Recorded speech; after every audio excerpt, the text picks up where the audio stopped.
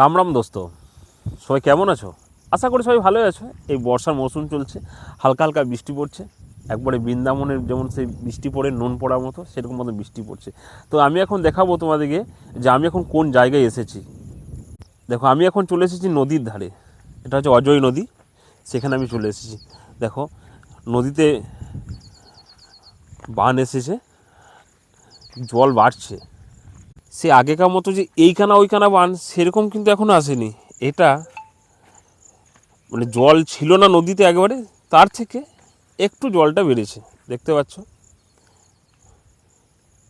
কত সুন্দর জলটা বইছে। দেখো,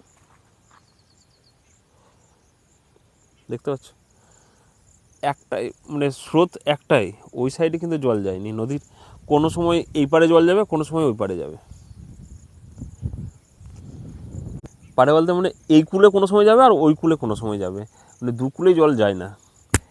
মনে হয় যেন ওই কূলটা এখন জাম হয়ে আছে, যখন অনেক জল হবে নদীতে সেই সময় ওই কূলে জল যাবে। আবার নদীটা আরেকবার দেখাচ্ছি।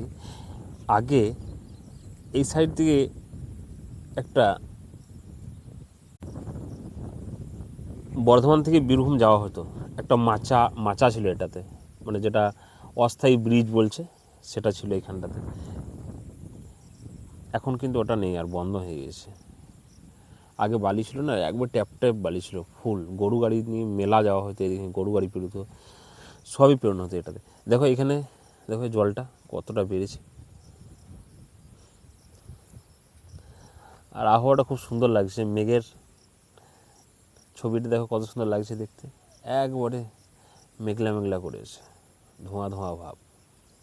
এই সময় নদীর ধারে এসে একটু ভিডিও করা মানে এতটাই সুন্দর লাগছে, মানে কি বলবো, আর বলার ভাষা নেই যে কি বলবো তোমাদের। দেখো নদীটাতে এতটা জলও বেড়েছে, কদিন আগে একবারে জল ছিল না। আর দেখো কি মানে অনেকটা দূরে যে জয়দেবের ব্রিজ সেটা কিন্তু রয়েছে, কিন্তু এখান থেকে দেখতে পাওয়া যাচ্ছে না। আমি ব্যাক ক্যামেরায় দেখাচ্ছি তোমাদেরকে। দেখো অনেকটা দূরে আমি জুম করে দেখাচ্ছি জয়দেবের ব্রিজ।